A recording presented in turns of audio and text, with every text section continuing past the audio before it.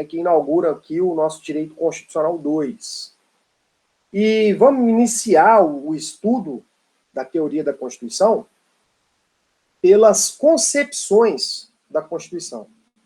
Então, ó, como o próprio nome já diz, a nossa disciplina é uma disciplina extremamente teórica, né? A gente vai estudar temas relacionados ao direito constitucional, mas que são a base do estudo do direito constitucional. Então, são temas, como o próprio nome diz, teoria da Constituição, então são temas teóricos, eles não têm uma aplicação tão prática quanto tinham os direitos e garantias fundamentais. Então, da mesma forma, qualquer dúvida sobre o assunto, qualquer observação, pode ser através do microfone, pode ser pelo chat, o que vocês acharem mais conveniente. E aí nós vamos iniciar o estudo da teoria da Constituição pelo estudo das concepções da Constituição. Né, nós temos, basicamente, 5 concepções de Constituição. Ó, a primeira concepção é a concepção sociológica da Constituição. A segunda concepção, a concepção política. A terceira, uma concepção jurídica. A quarta, uma concepção normativa. E a quinta, uma concepção chamada de culturalista. O que é esse negócio? O que eu estou falando aí? Que parada é essa de concepção de Constituição? Que negócio é esse? Ó, a concepção da Constituição nada mais é do que a análise. São perspectivas diferentes, são análises diferentes sobre o mesmo objeto, que no caso é a Constituição. Então eu tenho uma análise sociológica da Constituição, eu tenho uma outra análise política, eu tenho uma outra análise jurídica, eu tenho uma análise normativa e uma outra culturalista. Nós vamos analisar, nós vamos estudar, melhor dizendo, cada uma dessas análises. Em que consiste a concepção sociológica, em que consiste a concepção política, a normativa, a jurídica e a culturalista. Então, olha, né, quando a gente fala em concepção da Constituição, nós vamos dizer, nós vamos entender, é uma observação, né, de como a Constituição é compreendida, para que ela possa surtir os efeitos que são necessários. A primeira concepção que nós vamos estudar, eu tenho que compartilhar com vocês aqui, porque isso não adianta, é a concepção sociológica. E aí, cada uma dessas concepções tem um autor que a desenvolveu. Por exemplo, a primeira delas, que é a concepção sociológica, foi desenvolvida por Ferdinand Lassalle. Isso lá em 1862. Isso cai em concurso, isso aparece demais nessa frase aqui, ó, é uma frase famosa, cravada por Ferdinand Lassalle, lá em 1862, que a Constituição escrita é apenas uma folha de papel. Então, isso cai em concurso, isso cai em prova, isso cai na prova da OAB, cai no concurso público. Né? Qual que é a concepção, segundo o autor, a Constituição escrita é apenas uma folha de papel? O que ele quis dizer com isso? Ó, trata-se da concepção sociológica, porque, segundo Ferdinand Lassalle, nós temos duas constituições. Nós temos a Constituição escrita, que é a Constituição bonitinha, né? Você tem a Constituição impressa aí, bonitinha, que está no vadimeco. Então é essa que é a Constituição escrita. E você tem a Constituição real ou efetiva. Então, segundo ele, fala assim, ó, nós temos uma Constituição escrita, que é aquela bonitinha, que está ali no vadimeco, que está ali no papel bonitinha, e nós temos também a Constituição real, que é aquela que realmente é aplicada, é aquela que funciona na prática.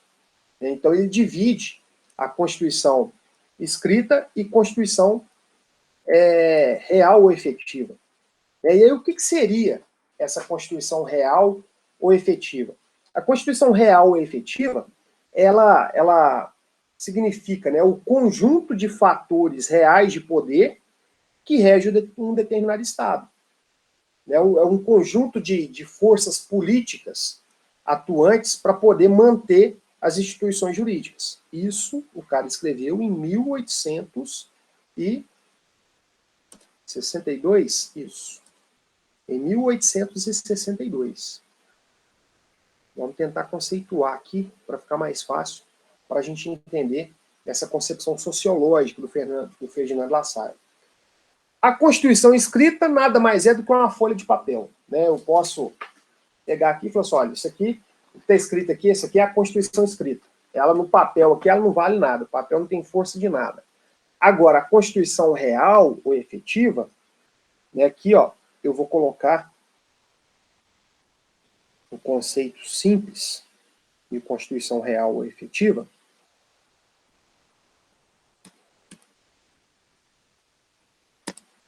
Espera aí.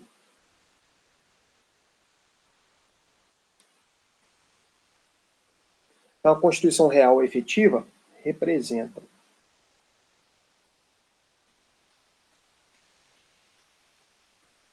o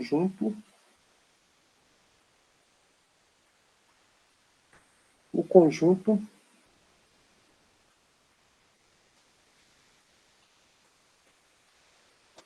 de fatores reais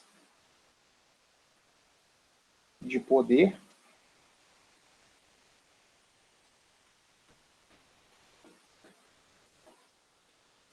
que tem a força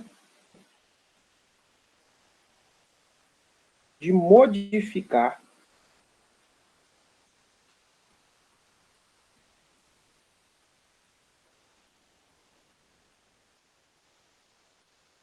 a realidade social. Então, segundo Ferdinand Lassalle, a Constituição real é aquela que realmente produz efeito. Né, e como ela vai produzir efeito. Né, então, ela representa o conjunto de fatores reais de poder que tem a força de modificar a realidade social. Essa é a concepção sociológica da Constituição.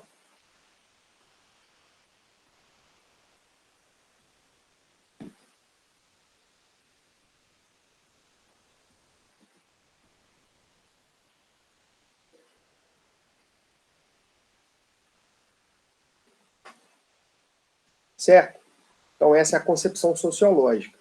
Ele vai falar o seguinte, ó, existe aquilo que está escrito, mas nem sempre aquilo que está escrito é o que é empregado na realidade social. É aquilo que existe na realidade social. Algo que se aplica à nossa realidade brasileira.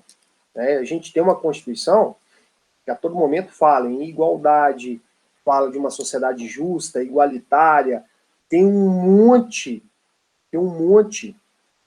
de direitos e garantias fundamentais previstos, mas nós vivemos numa sociedade extremamente desigual em todos os aspectos.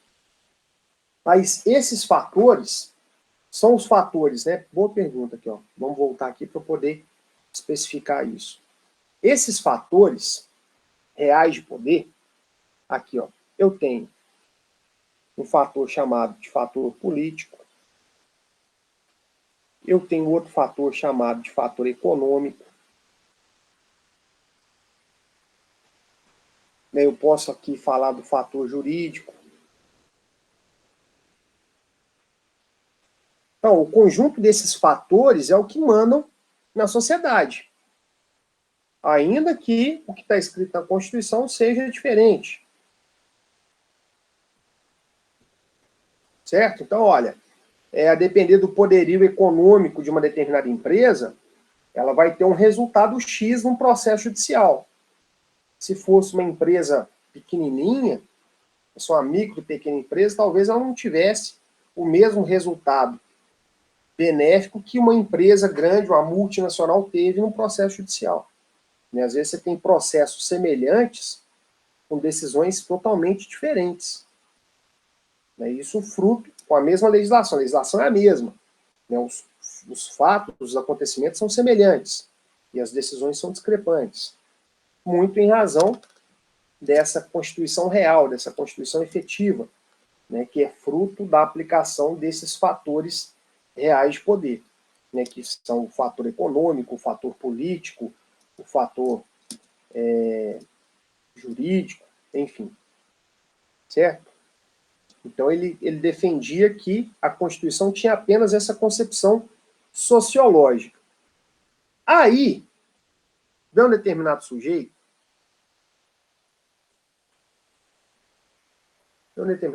falando assim, não, Ferdinando Lassalle estava com nada, não sabe nada do Ferdinando Lassalle. Carl Schmitt, o alemão, lá em 1928, ele vem e fala assim, ó, a concepção, o fundamento da Constituição não é o fundamento sociológico. O fundamento da Constituição é a concepção política. O fundamento é a política. Então, a vontade política que antecede a criação da Constituição é o que determina quais os direitos que vão ser escritos na Constituição, que vão ser positivados, é o que vai determinar a organização dos poderes constituídos e a organização do Estado. E aí ele faz essa divisão, da mesma forma que o Ferdinand Lassalle faz a Constituição escrita e a Constituição efetiva, né, a Constituição real, o Carl Schmitt vai falar assim, ó, a gente tem aqui a Constituição e as leis constitucionais. Então, segundo ele, o fundamento da Constituição não é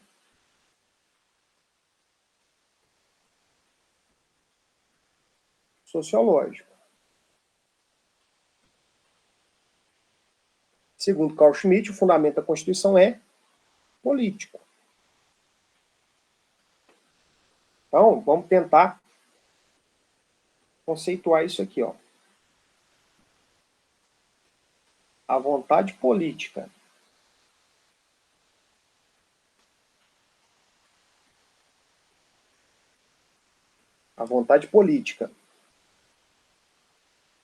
que antecede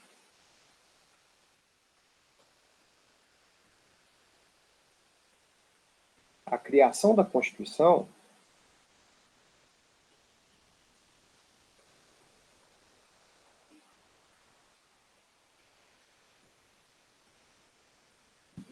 Então, a vontade política que antecede a criação da Constituição é o que determina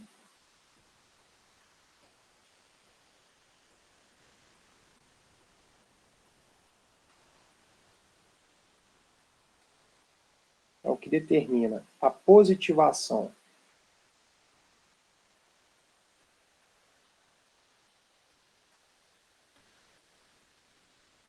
dos direitos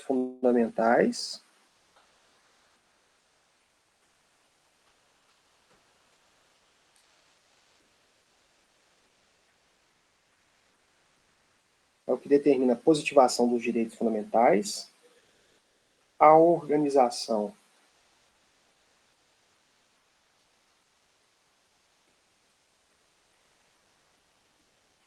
dos poderes e a estrutura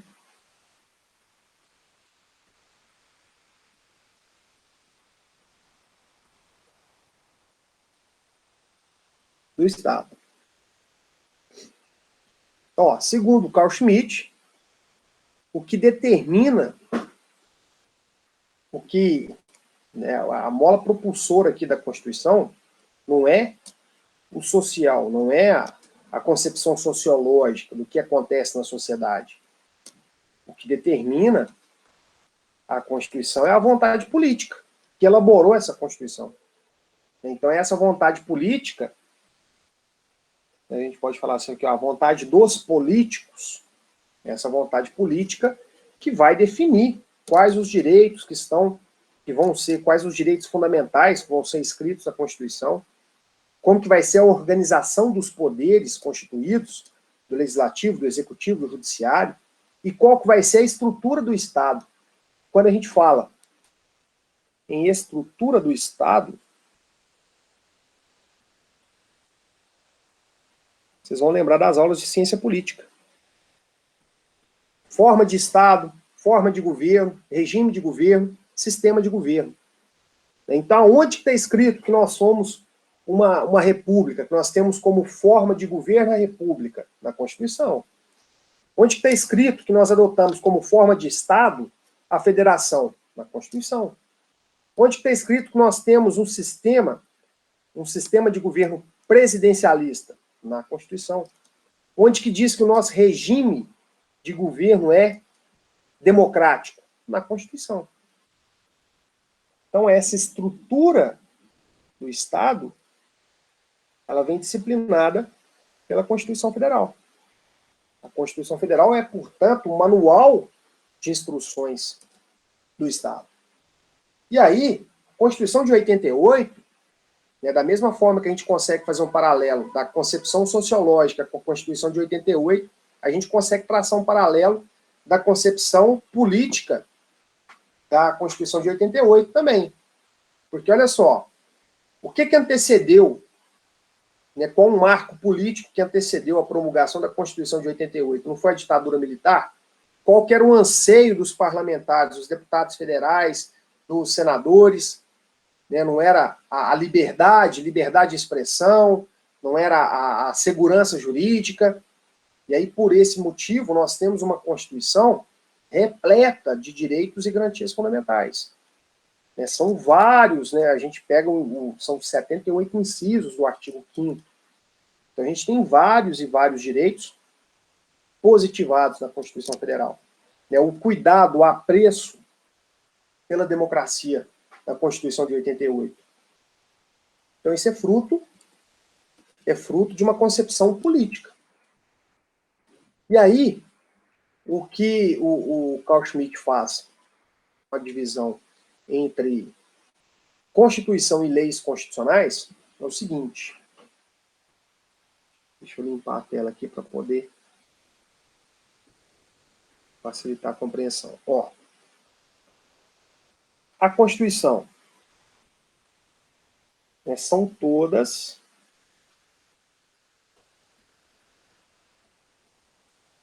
as normas escritas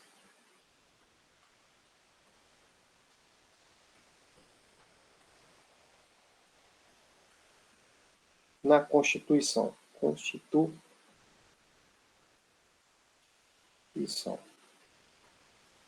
Então, quando ele fala em Constituição, ele está dizendo, ele está fazendo menção a todos os artigos, todos os parágrafos que estão escritos na Constituição. São as normas formalmente constitucionais.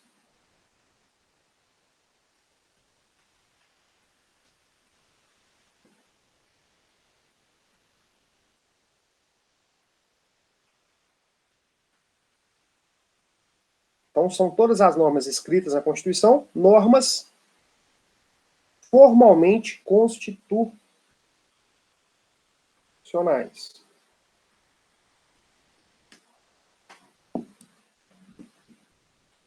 Normas formalmente constitucionais. O que é isso? Gente, falava agora há pouco que a Constituição ela é um manual de instruções do Estado, ela é o manual de instruções do país. Se eu quero saber como que aquele Estado funciona, eu preciso ler a Constituição para saber se ele é um Estado democrático, se ele é um Estado autocrático, se existe participação do povo no poder político, se o sistema de governo é parlamentarista, se é presidencialista. Então, o manual de instruções de como esse Estado vai funcionar é a Constituição, é a carta de apresentação dele. E aí, pelo fato da Constituição ser a norma mais importante dentro desse Estado,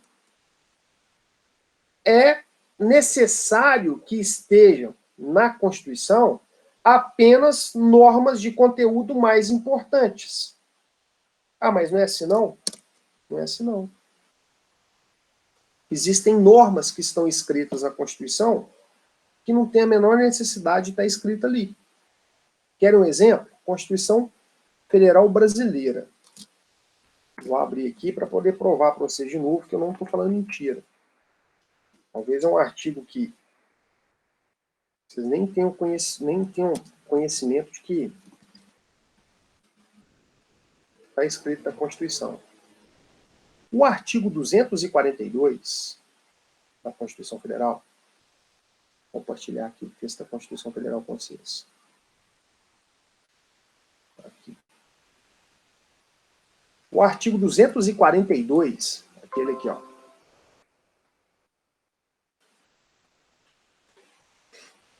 Parágrafo 2º, que interessa para nós aqui é o parágrafo 2º. Artigo 242. O princípio do artigo 206, 4, não se aplica às instituições educacionais oficiais criadas por lei estadual ou municipal e existentes na data da promulgação desta Constituição, que não sejam total ou preponderantemente mantidas com recursos públicos.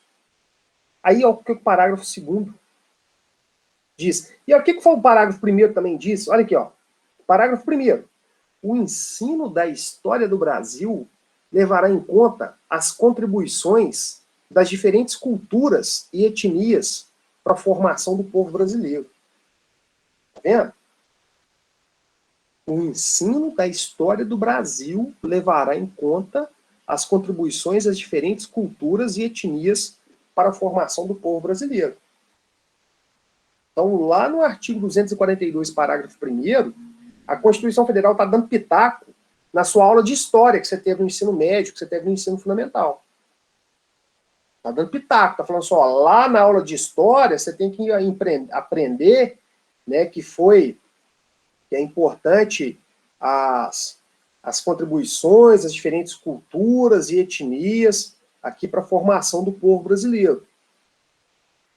E aí olha o que fala o parágrafo 2º do artigo 242. Aqui, ó. Parágrafo 2º. O Colégio Pedro II, localizado na cidade do Rio de Janeiro, será mantido na órbita federal. Aí a Constituição Federal vem e fala assim, ó, tem um colégio lá na cidade do Rio de Janeiro, tem um colégio que chama Colégio Pedro II, e aí ele é um colégio nem municipal, nem estadual, ele é federal, viu? Onde está escrito isso? Na Constituição, gente. Qual que é a necessidade disso? Mas está escrita a Constituição. Se está escrita a Constituição, é norma constitucional. Tá vendo? E é isso que o Carl Schmitt chama de Constituição, normas formalmente constitucionais, e aí, aquilo que necessariamente, aquilo que precisava estar escrito na Constituição, ele chama de leis constitucionais. Então, ó, não precisava falar que na sua aula de história do ensino fundamental, do ensino médio, o professor teria que levar em consideração as diferentes culturas, as diferentes etnias que formaram o povo brasileiro. Não precisava, isso aí podia estar numa lei, podia estar na portaria do MEC. Já seria suficiente, não está escrito na Constituição. Agora, quando o Carl Schmitt fala de normas que são necessárias, que tem que estar escritas mesmo na Constituição, ele diz respeito às normas, ele diz respeito a leis constitucionais. Então, as leis constitucionais para ele são as normas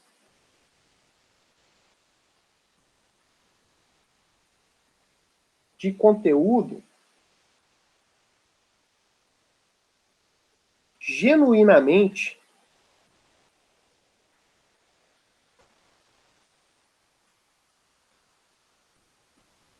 Então, as leis constitucionais são as normas de conteúdo genuinamente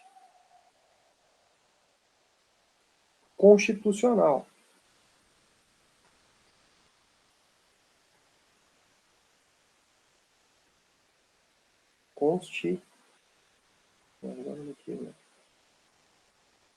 Constitucional, beleza.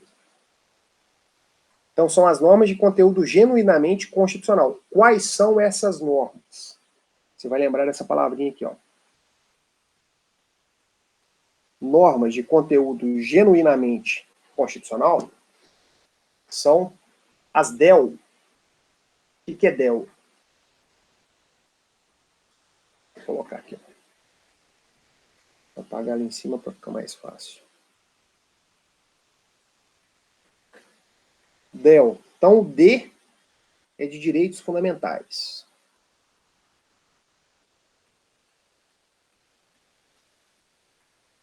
Direitos fundamentais tem que estar previsto na Constituição Federal.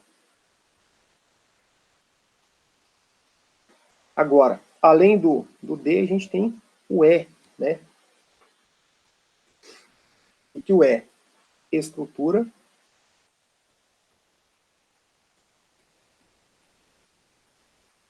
do Estado. O que são normas de estrutura do Estado? Lembra lá da ciência política, da aula da professora Dani. Ó, regime de governo, forma de Estado, sistema de governo.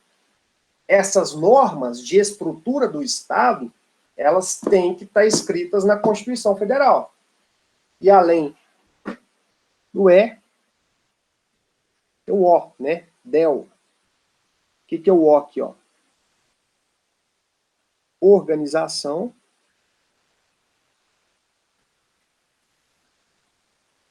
dos poderes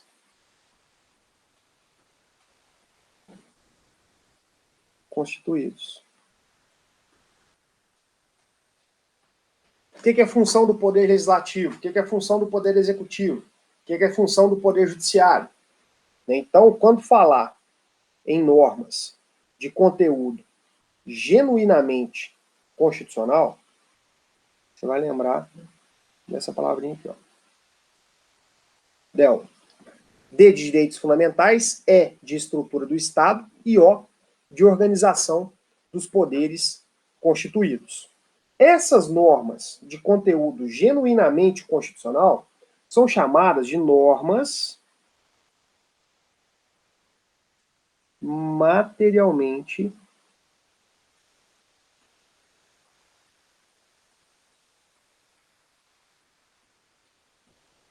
constitucionais.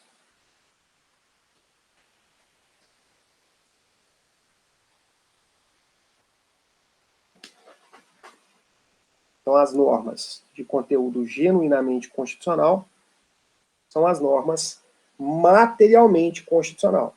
Então, aquilo que está lá no artigo 242, parágrafo 1º, que fala que o ensino da história tem que conter a importância das diversas culturas e etnias que formaram o povo brasileiro.